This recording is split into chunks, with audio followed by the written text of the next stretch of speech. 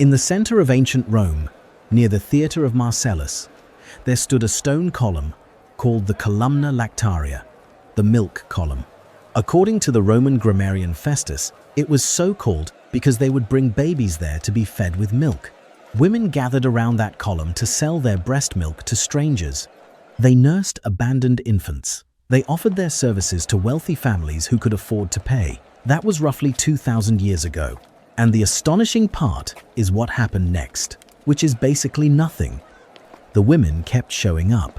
Century after century, empire after empire, the same spot in Rome served as an open-air hiring hall for wet nurses. The column eventually disappeared, but the square it stood on, the Piazza Montanara, kept doing exactly the same job. Women still gathered there to sell their milk as late as 1928. When Mussolini demolished the piazza to build a road, that was 1928. Nearly 2,000 years after the Columna Lactaria was first erected, the trade it hosted was still running. So, what exactly was wet nursing? Who were the women selling their milk, and why were so many families buying it? And how did this one profession manage to survive every plague, every revolution, every war, and every shift in medical thinking for close to 4,000 years? The answers start in the desert, on a 7.5-foot slab of black stone, Babylon, 1754 BCE. The Code of Hammurabi is one of the oldest surviving legal codes on Earth, carved onto a diorite stela that now sits in the Louvre. It covers everything from property disputes to trade agreements to assault. And buried in it is Law 194, which deals specifically with wet nurses. The law says that if a man gives his son to a wet nurse, and that son dies in her care, and the nurse then secretly takes on another child without telling the dead infant's parents, she is to be prosecuted. The punishment was that her breasts would be cut off. I mean, think about that for a second. Nearly 4,000 years ago, the profession of wet nursing was already so established, so regulated, and so fraught with potential abuse that the king of Babylon wrote a specific law about it. And the penalty targeted the very body part that made the crime possible. The Akkadian word for wet nurse was musheniktum, meaning the one who suckles. She was a licensed professional. Sumerian and Old Babylonian baby suckling contracts, called gemega, laid out terms of 2 to 3 years of service. The nurse received rations of oil, barley, and wool. A standard fee was about 3 shekels of silver per year. This was not informal childcare. This was a regulated labor market with written contracts and criminal penalties. And Babylon was not alone. In ancient Egypt, the royal wet nurse held a title, Menat Nezut. And unlike most women in the ancient world, she could rise to extraordinary status. Her sons bore the title of Milk Brother of the King and could enter the highest offices in the land. Consider Sitra-In, the wet nurse of the pharaoh Hatshepsut, around 1490 BCE. Sitra-In was buried in KV 60, a tomb in the Valley of the Kings, the most sacred burial ground in Egypt. Howard Carter discovered her mummy in 1903. Her life-size statue in the Cairo Museum shows her holding the young queen on her lap. A wet nurse buried among pharaohs. Or Maya, the wet nurse of Tutankhamun around 1340 BCE. Her rock-cut tomb at Saqqara was discovered by the French Egyptologist Alain Zivy in 1996 and opened to the public in 2015. The reliefs carved into the walls show the boy king sitting on her lap, surrounded by adoring officials. Zivy has even proposed, controversially, that Maya may have been Tutankhamun's own elder sister, Meritaten. These women were not servants. They were quasi-royalty, honored for the specific act of feeding a king from their own body. By the time we reach ancient Greece and Rome, the profession had spread across the entire Mediterranean. Greek nurses were called tite or trophos. Spartan wet nurses were the most prized in the Greek world. Plutarch noted that even Alcibiades, the famous Athenian general and troublemaker, had a Spartan wet nurse named Amycla.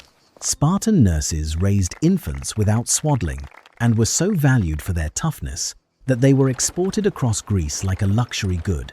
The most famous wet nurse in all of Western literature is Eurycleia.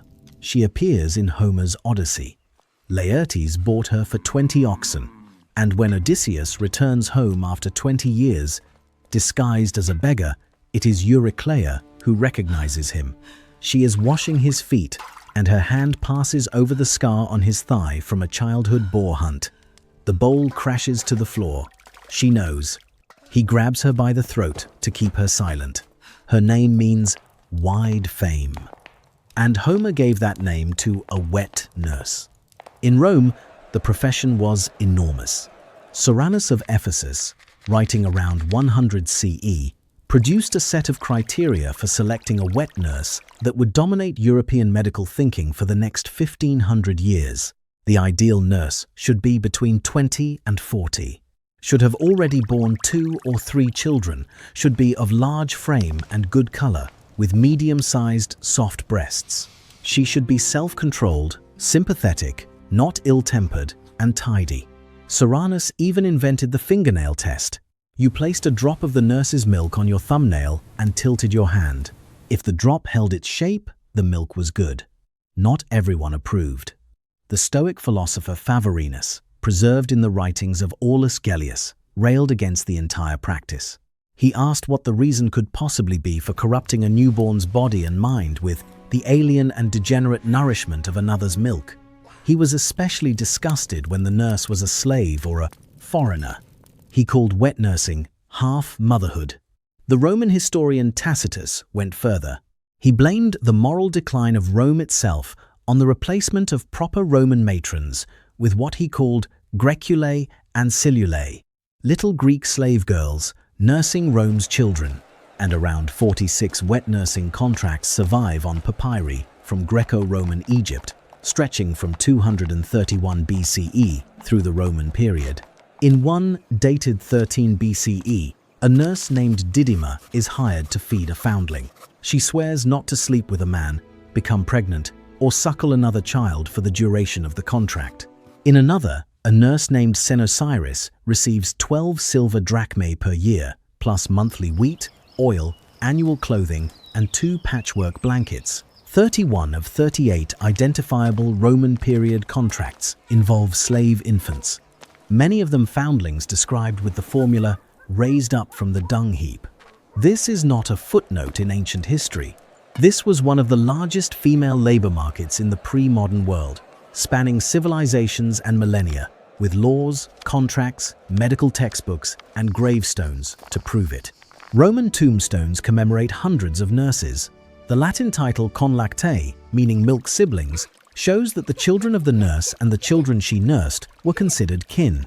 And the same obsessive logic that drove Soranus to write his selection criteria, the belief that a nurse's milk carried her character, her morals, her intelligence, and her temperament directly into the child, would eventually build one of the most elaborate and deadly systems of infant displacement in European history. The same theory that told wealthy mothers they were protecting their babies by hiring the perfect nurse was about to start killing those babies by the thousands. To understand how breast milk became big business, you have to understand what doctors actually believed milk was. For most of recorded Western medical history, from antiquity through the 1700s, the dominant theory of the human body was Galenic humoral medicine. 4 humors: blood, phlegm, yellow bile, black bile. Every person's temperament, intelligence, morality, and physical constitution was supposedly determined by the balance of these fluids. And breast milk, according to Galen and every physician who followed him for 15 centuries, was twice-cooked menstrual blood. Literally, the body took menstrual blood, refined it twice, and produced milk, which meant the milk carried everything: the nurse's personality, her temper, her courage, her laziness, her morals. All of it supposedly seeped directly into the nursing infant through her breast. The 16th century English physician Thomas Muffet put it bluntly. He wrote that no man could doubt that a child's mind was answerable to his nurse's milk and manners. His proof? Jupiter and Aegisthus were lecherous because they were fed goat's milk. Romulus and Polyphemus were cruel because they were nursed by she-wolves. Michelangelo himself reportedly claimed, through the biographer Vasari, that he had absorbed his talent with a chisel from his wet nurse, who happened to be the daughter of a stonemason. The Roman historian Suetonius wrote that the Emperor Caligula's wet nurse used to smear blood on her nipples to quiet the infant. Later writers pointed to this as proof of his future bloodlust, as if the violence had entered him through the milk. This belief system turned the hiring of a wet nurse into something closer to breeding livestock. The selection manuals read like it. Nurses must not be Jewish or Muslim, lest the child receive the blood of an infidel. Must not be red-haired, which was considered a mark of ill temper. Must not be pregnant, menstruating, or pockmarked. Soranus's criteria from the 2nd century, the Trotula medical texts from 12th century Salerno, Paolo Bagilardo's handbook printed in Padua in 1472, the first pediatrics book ever published, they all say essentially the same thing. Pick the nurse the way you'd pick a mare. And there was one rule above all others. Galen taught that sex spoiled the milk, and that a new pregnancy would corrupt it completely. This single belief became the structural foundation of the entire wet nursing economy, because if the nurse couldn't have sex, someone had to enforce that. The historian Christiane Klapisch-Zuber demonstrated in her landmark study of Renaissance Florence that wet nurse contracts were drawn between two men, the father of the wealthy child and the husband of the wet nurse. Rich men were essentially paying poor men to give up sexual access to their wives, so those wives could feed wealthy infants, while the wealthy wives got back to making more heirs. In 1395, in Dartington, England, a wet nurse named Isabel was hired to feed the heir John de Holland. Her husband, John Hugh, left Dartington for Guernsey because de Holland forbade him from having marital relations with Isabel for 3 full years. This is where the demand side and the supply side of the milk economy locked together. Because breastfeeding suppresses ovulation, a nursing mother typically cannot conceive for months or even years. So, by handing the baby to a wet nurse, the wealthy mother's body reset almost immediately. She could be pregnant again within weeks. For royal courts, this was not a convenience. It was a reproductive strategy. The wives of Philip II of Spain, Catherine de' Medici, and the Bourbon queens all used wet nurses specifically to maintain what one historian called rapid reproductive cadences, heir after heir after heir. And on the other side of that equation stood the women who actually supplied the milk, rural peasant women, mostly. In 18th and 19th century France, the Morvan region of Burgundy became so dependent on the wet nursing trade that its population swelled by 35,000. In Spain, foundling hospitals called inclusas each maintained registries of over 1,000 external nurses. Bereaved mothers whose own babies had died offered their milk because the alternative was to let it dry up and lose the income entirely. In one 15th century case from Zaragoza, a woman named Maria Garces, having lost her own son, nursed an abandoned newborn for 3 years. Widows and unmarried mothers turned to wet nursing because it was one of the few respectable wages available to a single woman. In Marseille's hospital records, only 43% of contracted nurses were even identified by reference to a husband. And then there was what the historian Valerie Fildes called the cascading of milk.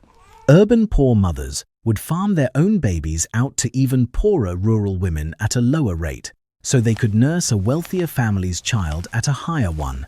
Fildes summarized the arrangement with a line that's hard to forget. She wrote that wealthy parents frequently bought the life of their infant for the life of another. The wages tell the story. In medieval Marseille, archival work by Kayleigh McCarthy traced wet nurse pay at the Hôpital du Saint-Esprit from 1306 to 1457. Wages climbed slowly for decades, 4 sous a month in 1306, 5 sous by 1330. Then the Black Death hit. In 1348, wages exploded to over 26 sous. By 1409, they reached 64 sous a month, a 433% jump in a single year after the plague, because so many nurses had died that the survivors could name their price. The Provençal government tried to cap wet nurse pay at 6 livres a year, The hospital paid double. Private families paid even more. In 1328, a woman named Sibylla Dragon paid her nurse 110 sous per year, nearly twice the hospital rate. Most people never heard about what this system looked like at full scale, and the place that built the biggest version of it was Paris. The Parisian wet nursing business was the largest, most bureaucratized infant displacement system in European history. By the medieval period, licensed female brokers called recommendaresses matched country nurses to urban families. Formal royal regulation came in 1715. The Bureau des Nourrices was placed under the Lieutenant General of Police in 1769 and survived until 1876. The mechanics were staggering. Licensed brokers monopolized the supply of nurses. Carriers called meneurs physically transported nursing-age infants in carts and panniers, sometimes 50 to 150 miles from Paris to villages in the Morvan, Beauvaisis, Picardy, and Normandy. They carried back wages, packages, and surviving toddlers 2 to 4 years later. The most dramatic number comes from a 1,780 report by Lieutenant General Jean-Charles Pierre Lenoir. Of 21,000 babies born in Paris that year, only about 1,000 were nursed by their own mothers. Around 1,500 had live-in wet nurses at home. The remaining 19,000 were sent to the countryside. 19,000 babies, loaded into carts, shipped out of Paris to be fed by strangers.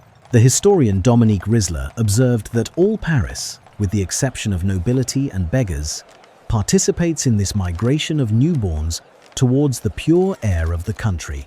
Of 66,259 nurslings placed through the Bureau between 1,770 and 1,776, 31% died in the nurse's care.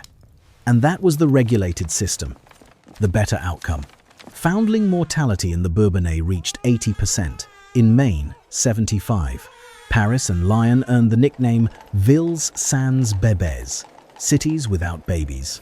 In Florence, the system left an even more detailed paper trail thanks to the ricordans, the meticulous family memorandum books kept by merchants and nobles. The wool merchant Giovanni Morelli, writing in the early 1400s, recorded his lifelong grief at being sent to a wet nurse as an infant. Lorenzo de' Medici's son Piero was placed with a balia in the Mugello Hills. Klapisch Zuber discovered that in roughly a quarter of Florentine contracts, only the wet nurse's husband is named. The nurse herself goes unrecorded. She did the work. He signed the paper. The Ospedale degli Innocenti, designed by Brunelleschi and funded by the Silk Guild, opened its doors on the 5th of February, 1445. It was Europe's first purpose-built foundling hospital. The very first child received that day was named Agata Smeralda.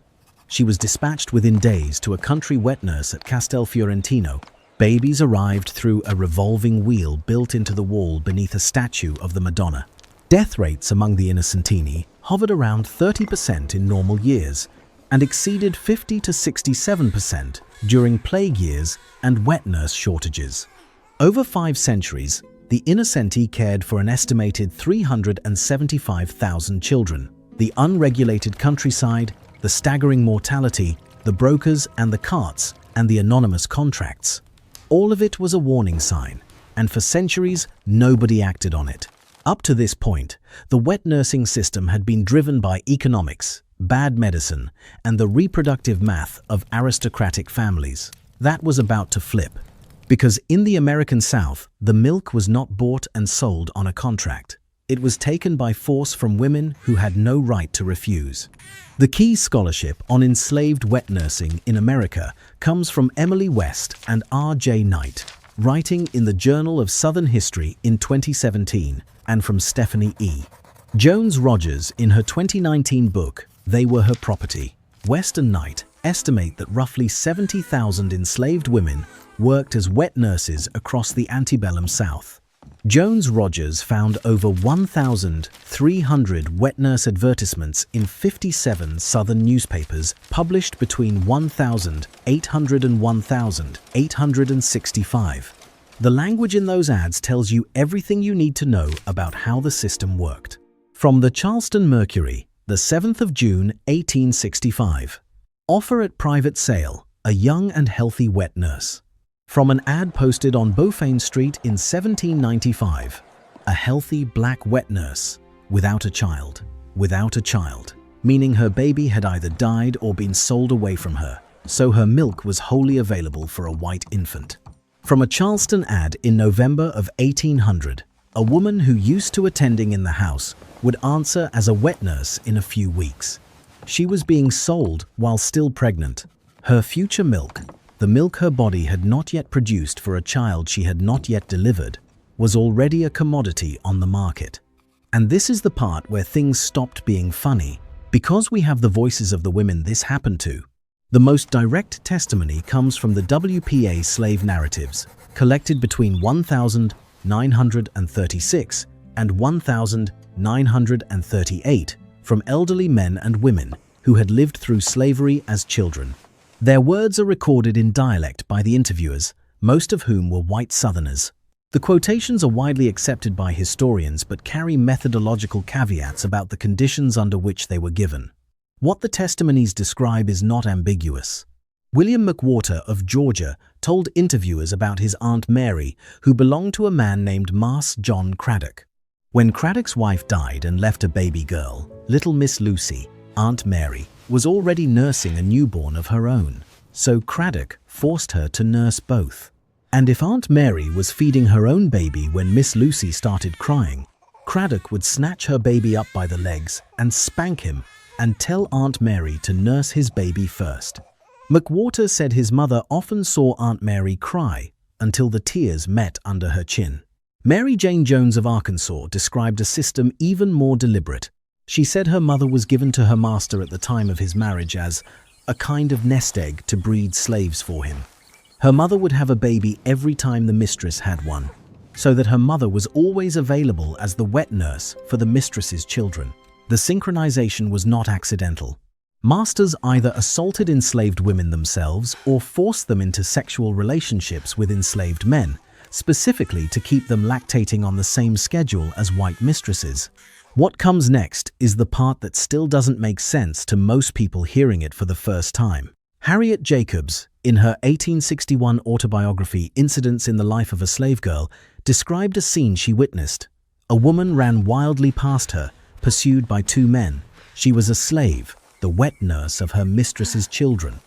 For some minor offense, her mistress ordered her stripped and whipped. To escape the degradation and the torture, she ran to the river, jumped in, and drowned. Jacobs also recorded that her own mother had been weaned at 3 months old so that the mistress's baby could have more milk. Charity Bowery, interviewed in 1848, said her mother had suckled all of her master's children. And as a reward, the mistress made it a practice to give one of her mother's children to each of the white children she had nursed. Every baby the wet nurse bore became a gift for the white child who had fed at her breast. A pattern called the one breast rule appears across multiple testimonies. Enslaved women were ordered to give one breast to the white baby and reserve the other for their own child, but always to feed the white infant first. The hierarchy was literal, physical, and enforced. The white families who benefited from this system recorded it too, though with a tone that makes the cruelty even harder to stomach. Ella Gertrude Clanton Thomas of Georgia wrote in her diary in 1861 that on Sunday they went down to the Rowell plantation for a woman named America. America had lost her baby, which would have been 3 weeks old had it lived. Thomas's father had kindly permitted them to have her as a wet nurse. Thomas cycled through enslaved nurses across her children's infancies. America, Georgiana, Emmeline, Nancy. She expressed no compassion for America's dead child. She recorded the acquisition of a grieving mother, the way someone might note picking up a piece of furniture. Philip Vickers Fithian, a tutor working in Virginia in 1773, wrote in his journal that he found it common for people of fortune to have their young children suckled by enslaved women. He noted it the way you'd note a local custom. Interesting, perhaps, not disturbing. Ellen Cragin's mother, years after slavery ended, confronted the white man she had once nursed as an infant. She told him she was going to kill him. "These black titties sucked you," she said, "and then you come out here to beat me." If this history is new to you and you want to understand how deep it runs, subscribe. We cover stories like this every week, the ones that got left out of the textbook. Enter Cassia Roth and the Brazilian Archive. Because the American South was not the only slave society that ran on stolen breast milk, Brazil received roughly 5 million enslaved Africans and was the last country in the Western Hemisphere to abolish slavery. On the 13th of May, 1888, the wet nursing trade there was enormous. Roth's research uncovered approximately 120,000 individual wet nurse entries in a single newspaper, the Jornal do Comércio in Rio de Janeiro, across the 19th century. The ads read like the Charleston ones. From the newspaper O Mercantil on the 30th of April, 1845. For rent, an 18-year-old girl, wet nurse, healthy, and with much good milk for the last 2 months. She is for rent because her child has died. For rent, because her child has died. In 1871, Brazil passed the Lei do Ventre Livre, the free womb law, which declared that all future children born to enslaved women would be free. It sounds like progress. It was the opposite. Because slaveholders no longer had a financial stake in keeping those newborns alive, they had every incentive to separate mother from child as quickly as possible and rent the mother's milk out. Abandonment of newborns surged. A medical student named Juvenal Martiniano das Neves described what happened in 1873. The mother would fall asleep after childbirth. While she slept, her baby was taken and sent to the Roda, the foundling wheel. When she woke and looked for her child and learned what had been done, she came undone in tears. One of the few enslaved Brazilian wet nurses whose name and photograph survive is Monica. She nursed Augusto Gomes Leal and Isabel Adelaide Leal Fernandes in 1860s Pernambuco. In 1912, the painter Lucilio de Albuquerque created a painting called Mãe Preta, Black Mother, showing a melancholy enslaved woman nursing a white infant while her own black baby lies on the ground, waiting his turn. The Brazilian abolitionist statesman Joaquim Nabuco, born in 1849, credited his anonymous Mãe Preta from the Massangana plantation with shaping his moral universe. He never recorded her name. You'd think that after slavery ended, after the economics shifted, after the moral arguments won, that the broader wet nursing system would have cleaned itself up. For a while, things in Victorian England actually seemed respectable. Women advertised their services. Families hired nurses through proper channels. The system looked regulated. That didn't last. In Victorian England, the line between wet nursing and baby farming was almost invisible. A woman could advertise to nurse an infant, or to adopt one, or simply to take one off your hands for a fee. The British Medical Journal in 1868 called the far end of that spectrum commercial infanticide, and they were not exaggerating. Margaret Waters was a widow operating out of 4 Frederick Terrace in Brixton. She placed ads offering to adopt infants for fees between £2 and £10. In June of 1870, a police sergeant named Richard Relf raided her house and found 11 babies. They were emaciated. They were drugged with laudanum. 5 of them died shortly after. The case that sent her to the gallows was the death of John Walter Cowan, the illegitimate son of a 17-year-old named Janet Tassie Cowan. The Times called it ruthless and systematic murder. On the 11th of October 1870, Margaret Waters became the first woman executed for baby farming in England. Investigators believe she was responsible for at least 19 deaths. And then Amelia Dyer made the one decision that changed everything about how England policed infant care. Dyer operated for nearly 30 years. She is sometimes called the Ogress of Reading. Victim estimates range from a dozen confirmed kills to over 400, which would make her one of the most prolific serial killers in British history. Her method was simple. She advertised in newspapers as a married couple with no family willing to adopt a healthy child. Nice country home. Terms, £10. Mothers, often unmarried women desperate to place their babies, would hand over the child and the fee. Dyer would strangle the infant, usually with white edging tape, and dispose of the body.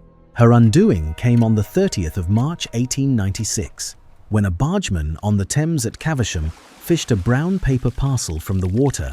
Inside was the body of a baby girl named Helena Fry, strangled with white tape. The investigation led to Dyer. She had taken 3-month-old Doris Marmon from a Cheltenham barmaid named Evelina Marmon and strangled her on March 31. The next day, she killed 13-month-old Harry Simmons.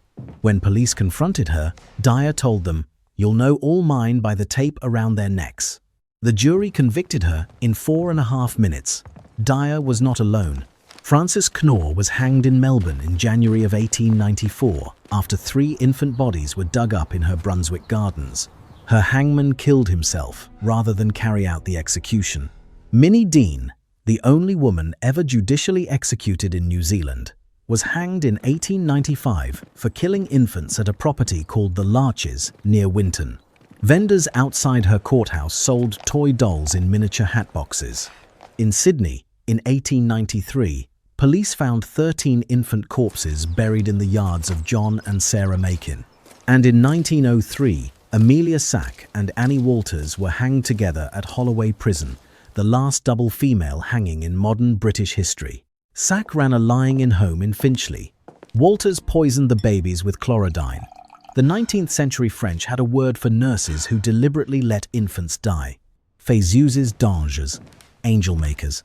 The lexicographer Émile Litter defined the term in 1877 as a nurse who deliberately allows the infants entrusted to her to die.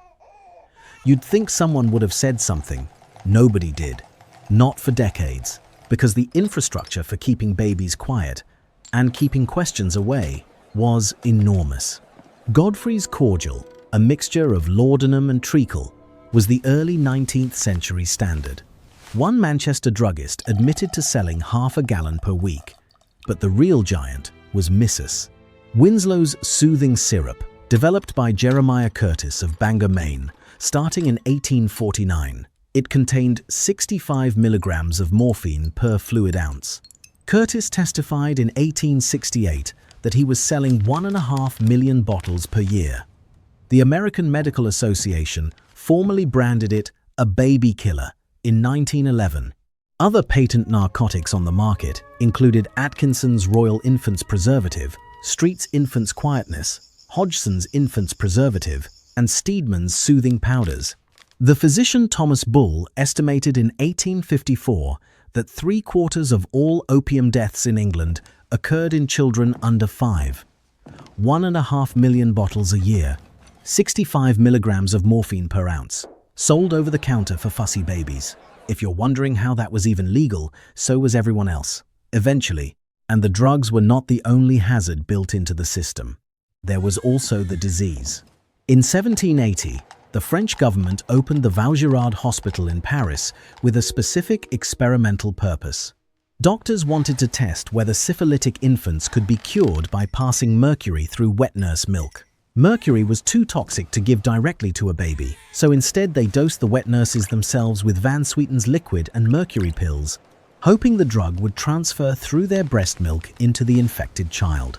Many of the nurses died. The hospital closed in 1790, though the private practice of dosing nurses with mercury continued well after.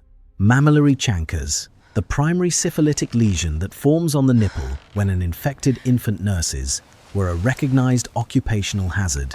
Cole's law, established in 1837, held that a syphilitic baby could not infect its own biological mother, but could, and routinely did, infect a healthy wet nurse. Joan Sherwood's 2010 study, Infection of the Innocents, documented 19th century lawsuits brought by wet nurses against the families and physicians who had knowingly concealed a child's syphilis before handing it over to nurse. And the timing of what happened next was almost too perfect. Because the same year that Curtis was testifying about his million-bottle morphine operation, the editor of the British Medical Journal decided to run his own experiment. Ernest Hart published a 5-part expose in 1868 titled Baby Farming and Baby Murder. His method was direct. He placed a fake advertisement in a newspaper, posing as someone seeking a nurse for an unwanted infant. He received 333 responses. 333 women writing in to take custody of a baby, many of them with no intention of keeping it alive. Hart's series drove the passage of the Infant Life Protection Act of 1872, which was strengthened after the Dyer case in 1897 and consolidated into the Children Act of 1908. In France, the physician Pierre Boudin and Senator Théophile Roussel drove the Rousseau Law of the 23rd of December, 1874, which required the registration and inspection of every infant placed with a paid guardian anywhere in France. By the time of the First World War, French wet nursing mortality had dropped from over 30% to 15%. The angel makers did not disappear because people became kinder. They disappeared because the law finally started counting the dead babies. But legislation alone did not kill the wet nursing trade. By the mid-1800s, a series of inventions were converging that would make the entire profession obsolete, and the clock on the oldest female labor market in human history had already started ticking. In 1845, a man named Elijah Pratt in New York patented the first rubber nipple for a baby bottle. It was made of black vulcanized rubber. It stank. It fell apart in hot water, and it started a revolution. Within 2 decades, manufacturers were selling banjo-shaped feeding bottles with long rubber tubes marketed under names like Mummy's Darling, the Little Cherub, the Princess, and the Alexandra. They were impossible to clean. The tubes collected bacteria. Mrs. Beeton, the famous domestic authority, advised that the nipple did not need washing for 2 or 3 weeks. Doctors gave these bottles their own names. The killer, the murderer, the murder bottle. They were sold well into the 1920s. But behind the disastrous early designs, the real breakthrough was happening in chemistry labs. In 1865, the German chemist Justus von Liebig published a formula called Suppe für Säuglinge and marketed Liebig's soluble food for babies, the first product ever engineered to chemically replicate human breast milk. 2 years later, in 1867, a Swiss merchant named Henri Nestlé introduced Farine Lactée Nestlé. He explained that his product was prepared entirely on Liebig's principles, only I reached the same goal by other means. By 1873, Nestlé was selling 500,000 boxes a year. Gail Borden's condensed milk patent from 1856 and the demand created by the American Civil War made shelf-stable milk a national product, and pasteurization, applied to commercial milk by the 1880s, finally eliminated the bacterial death trap of unrefrigerated cow's milk. The man who put all of this together into a public health campaign was Nathan Strauss, the co-owner of Macy's department store in New York. After his own children died and a healthy-looking cow on his farm turned out to have tuberculosis, Strauss became obsessed with milk safety. He opened his first pasteurized milk depot at the East 3rd Street Pier in New York on the 1st of June 1893. His slogan was blunt: "Stop the slaughter of babies." He called infant deaths permitted murder, for which the responsibility must lie at the door of the agencies of government. Of 20,111 infants fed by his depots over 4 years, only 6 died. New York's child mortality rate fell from 126 to 74 per thousand in a decade. The wet nurse was no longer the only option, and once she stopped being necessary, the profession collapsed fast. The Paris Bureau des Nourrices closed in 1876 in England. Wet nursing among the working classes faded by the early 1800s and among the wealthy by 1914. In the United States, it was effectively dead by the 1920s. In Rome, the Piazza Montanara, where women had gathered to sell their milk on the same ground as the ancient Columna Lactaria, was demolished in 1928 to make way for Mussolini's road projects. Nearly 2,000 years, same spot, gone. This is where the story takes a turn that nobody expected. because the loudest voice calling for the end of wet nursing turned out to be one of history's greatest hypocrites. For 2,000 years, philosophers had been arguing about whether mothers should nurse their own children.